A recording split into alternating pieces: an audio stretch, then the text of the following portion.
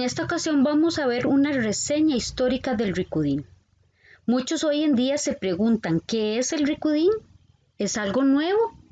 ¿Es una técnica que como danzores deberíamos aprender? El ricudín es una palabra en hebreo que significa danzas. Estas son las danzas tradicionales del pueblo Israel, que cada vez vienen tomando más fuerza en medio de nosotros los danzores. ¿Pero qué es? Desde el comienzo de la historia, hemos estudiado que el hombre ha utilizado la danza como una forma natural para manifestar lo que es la alegría, el gozo, la gratitud, para celebrar las victorias y muchos acontecimientos más. Y la danza, a través del estudio bíblico, lo hemos podido ver como una forma de adorar a Dios. Para los antiguos hebreos, la danza y la música tenían la misma importancia. Lo interesante en la música hebrea era su acento en el ritmo más que en la melodía.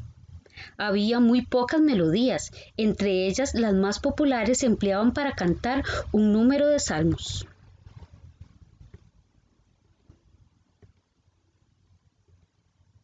El énfasis en el ritmo nos indica que la danza era tan importante como la música. Y este es un énfasis que vemos al observar las referencias a la música en el Antiguo Testamento. La música y la danza siempre fue un elemento importante dentro de la cultura hebrea, la cual preservaron por miles de años, y la historia del rey David nos reafirma su cultura. Si existe un personaje que nos hace pensar en la música en tiempos bíblicos, ese es el rey David.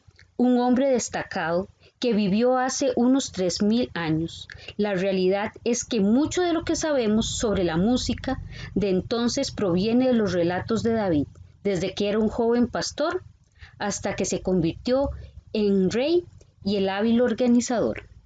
Una de las aportaciones de David fue organizar los cantores y los músicos de la casa de Dios. Formó un grupo de 4000 siervos y puso a cargo de esta a Safat, a Hernán y Jedutún. Y por disposición del rey, 288 peritos colaboraron con aquellos 3 hombres a adiestrar y supervisar al resto del grupo. Y los 4000 cantores y músicos estaban presentes en el templo durante las 3 grandes fiestas anuales.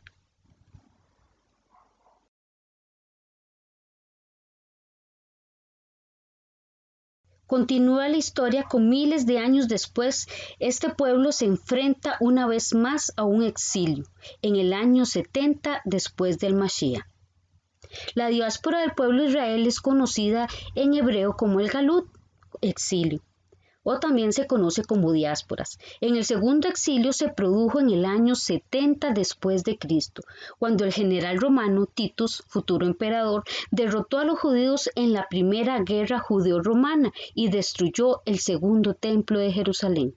Un número aún mayor de judíos fue expulsado de Judea después de haber sido aplastado de la rebelión del Bar Kokhba en el año 135 después de Cristo.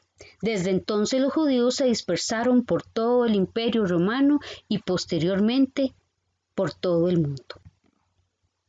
Con la proclamación del Estado de Israel el 14 de mayo de 1948 se dieron por finalizados los casi 2000 años del Galut, del exilio de la tierra prometida.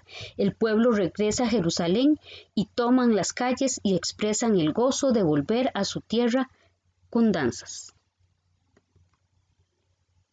Las danzas israelíes Rikudín reúnen el espíritu del regocijo por la tierra, con los valores en torno a la cultura, la religión. Se retoman con la creación del Estado de Israel en los kibushim o las granjas agrícolas, pero su contenido es milenario. En ellos se manifiestan nuestros variados orígenes, ya sean asiáticos, europeos o africanos, y se pretende que sean otra posibilidad más de la expresión del pueblo judío. Los danzores israelí en su mayoría danzan en ronda, que simbolizan la unión del pueblo en torno a un mismo centro. Los Rikudín recogen los estilos de folclore de varias partes. La tradicional hora Por ejemplo, contiene la fuerza y la alegría de las polcas mazurcas provenientes de Europa y se componen de saltos, piruetas, vueltas al estilo ruso. Hay además una enorme gama de danzas llamadas teimanís, porque acopian música y pasos de la gran migración yemenita a Israel. Están también las debkas, que provienen de los pueblos kurdos y druso, las danzas orientales, cuya música es fundamentalmente árabe, y los hasídicos, que también llegan a nosotros desde Europa, que se bailan distintos según sean hombres o mujeres.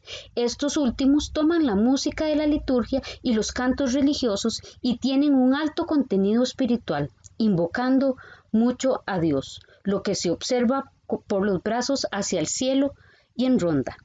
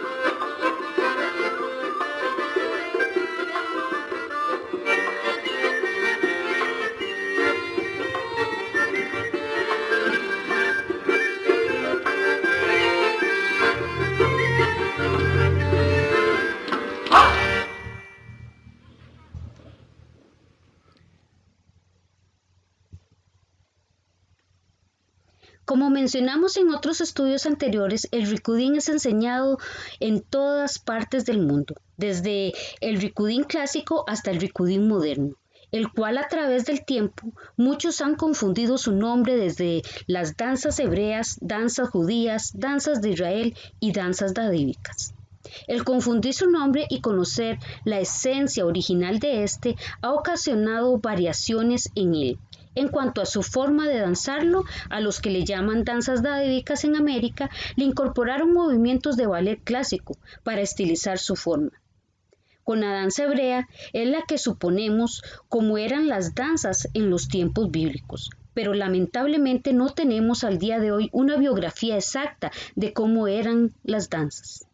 El rikudín israelí es el que nos muestra la imagen que más se asemeja a las danzas hebreas, ya que este estilo de danza proviene de los israelíes, que a pesar de ser influenciados por otras culturas donde vivieron por miles de años debido a su exilio, ellos preservaron una parte de su esencia de ser judío. El rikudín israelí se encuentra aún hoy en día en desarrollo, y así como fueron influenciados por otras culturas, hoy es influenciado por los ritmos modernos. Por esto, queremos hacer un llamado al analizar los rikudín que danzamos. Nosotros como danzores estamos en la obligación de danzar con entendimiento y buscar la fuente de los rikud que danzamos. Recordemos que es danza tradicional israelí, pero no toda es para alabar a Dios. Muchas otras son solamente culturales, por eso la importancia de saber qué estoy danzando y para quién lo hago. Cuidemos de no dar fuego extraño.